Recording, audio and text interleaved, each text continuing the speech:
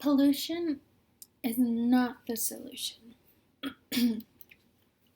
Be a part of the solution, not part of the pollution. In this presentation, I will be breaking down 4 of the most talked about pollutions and what we face in the world today.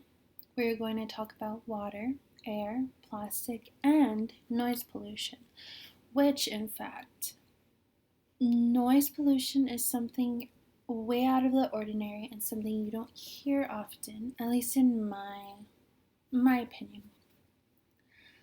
I came across while researching all these other pollutions, and I thought it was very interesting, so I decided to look more into it. And in the end, I ended up adding it to my PowerPoint, so that's something that I will be talking about too. So I will be stating facts, causes, and effects of the different pollutions. First up, we have water pollution. Water pollution occurs when harmful substances, often chemicals or microorganisms, contaminate a stream, river, lake, ocean, aquifer, or other bodies of water. The causes and effects are mostly farms, towns, and factories around us. They are the leading cause of water pollution. Personally, every time, well, not every time, but most of the time when I pass by lakes, rivers, I smell this very foul smell, and it smells horrible. I'm pretty sure it's all the chemicals that are being dumped into those lakes, but I do feel bad for all the animals that are placed in those lakes or that are in those lakes. I can't imagine, their lifespan while being in there because it does smell so horrible. And I cover my nose every time I pass by one of those lakes. So just a little fact in that, they each carry toxic substances that carry harsh chemicals that are very damaging to humans and animals. 100%. Water pollution can kill, and it has done so in the year of 2015. Over 1.8 million deaths occurred, and unfortunately, the majority happened to be low-income families. They are the closest to the most polluting industries in the world, which is very, very sad.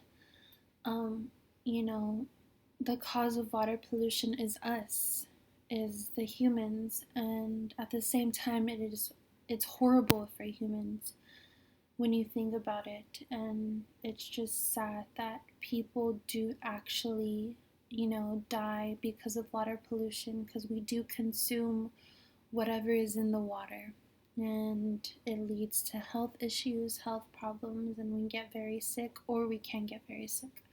So on the right, I have provided a graph of pollutions entering the ocean at the moment or on an everyday basis. So the first is sewage, which we all should know, and that is 30%. Then we have farm runoff, which is 20%. And then we have industrial wastewater, which is 10%. And the last one is offshore oil, which is 5%. So those are all very, very harsh chemicals going into the ocean at the moment. Next up, we have air pollution. Air pollution is a mix of hazardous substances from both human-made and natural sources. Most of air pollution comes from energy use and production. Burning fossil fuels releases gases and chemicals into the air. Effects of air pollution can cause respiratory and heart problems. So as you know, we are obviously in a pandemic due to COVID, and respiratory is one of the main causes that that we get when it comes to COVID. So I can't imagine, our air pollution being so polluted, and then to top it off, you have, this horrible disease or virus or whatever it is. It's just horrible for us humans, and we do it to ourselves if you really think about it. So it can also cause child health problems and global warming. We are not safe whatsoever. Our animals are not safe, and most importantly, our earth is not safe when it comes to air pollution. I have provided another graph of the sources of air pollution that is in the air. Coming at 50%, almost 50%, is dust and construction, which is very, very high.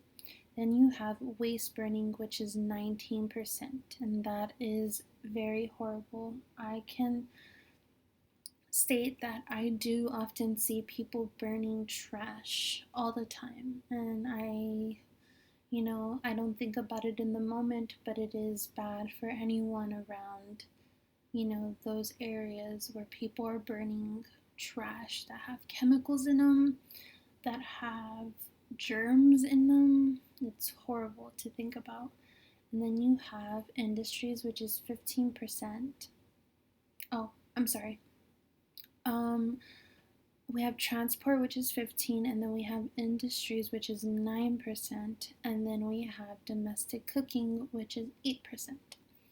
So there's that for air pollution, another horrible pollution that we face on a daily basis.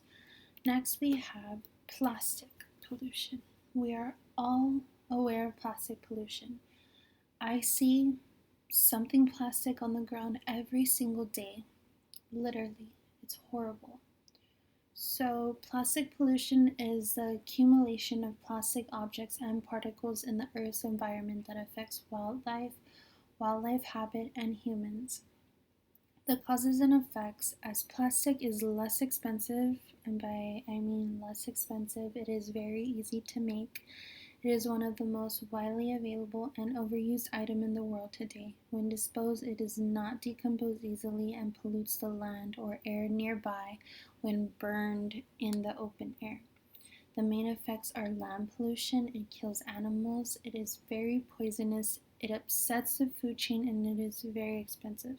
So what I mean by very expensive in the end is that you do have communities that do often come together to clean up the trash, on the highways, the roads, businesses, and that does take money because you do need to purchase trash bags, gloves, the sticks to pick up, the trash, so it does get expensive yearly, maybe even monthly.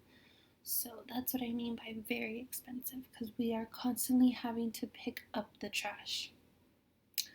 I have provided of different items and their decomposition. I'm sorry. The way they decompose or how long it takes for them to decompose. So we have styrofoam, which is 50 years. We have aluminum, which is 200 years.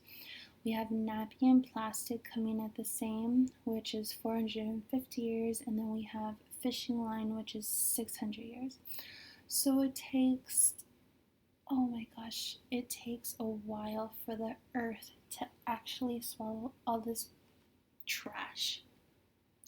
And it's sad to think about that because, we should all take care of the place that we are living in because, in the end, it's going to affect us and our health issues and all that fun stuff, but it really isn't fun in the end. So there is plastic pollution, and then we have next is noise pollution, which I thought was very interesting. So noise pollution is an unwanted or excessive sound that can have deleterious effects on human health and environmental quality.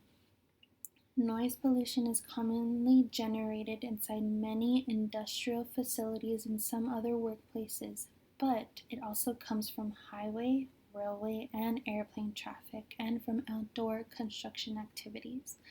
The causes and effects. The main cause for noise pollution are extremely loud noises like construction sites, like I said in the beginning, air traffic noise, animal, and so many other things that have to do with noise. The main effects are that noise may affect people's ability to focus or concentrate. Noise can cause attacks of stress, fatigue, anxiety, and depression. So I can personally relate to noise pollution only because this may be off topic, but no, not really, because it does have to do with noise. But I personally don't like listening to the music very loud because I do have very horrible anxiety. So when the music is blasting and I can't hear my thoughts, it kind of drives me insane. So I have considered that a pet peeve of mine. So I am a victim of noise pollution. I'd rather be quiet. I'd rather listen to my own thoughts, so that is a little fact of myself. So I am going to provide 10 different cities where it is the loudest in America, basically. I have been to some of these places and I can confirm that they are very, very loud. So, first up, we have Baltimore, then we have Philadelphia, Detroit, Dover, New York City, the city that never sleeps, Boston, Dallas, and Los Angeles. So I can confirm that Los Angeles and Dallas are very noisy. Very, very noisy. So much commotion. The population of these cities are very large. So imagine all those little voices all combined together. So these are the top 10 these are the top 10 loudest cities in America. So, what can we do to help the environment? Bottom line is saving the planet seems like saving the planet seems like an impossible task, if you ask me, because you constantly have these things going on every single day, and it's not like you can just stop or you can just clean the air yourselves, So, it's impossible. It seems impossible, but the little things that we can change in our everyday lives can affect and make a big impact on the environment. But if everyone does just a little bit by bringing their own bags to the store or walking to work over time, these small changes will add up and they will make a big, big, big impact on our everyday lives and the environment. So, learning from this PowerPoint and from my research, I have told myself that I need to work on, reducing, reusing, and recycling. So I will do my part, and I hope that others will do their part so that we can save our earth, because at the time right now, it is not doing so well. So we do need to take care of our environment so that in the end okay, so as long as our earth is clean, then we're going to be okay. But if it's not, then we're kind of in a dilemma, because all these things combined are horrible, horrible, horrible, are horrible for our bodies. So I think we should all make changes in our everyday lives so that we can contribute to making the earth a better place. Thank you.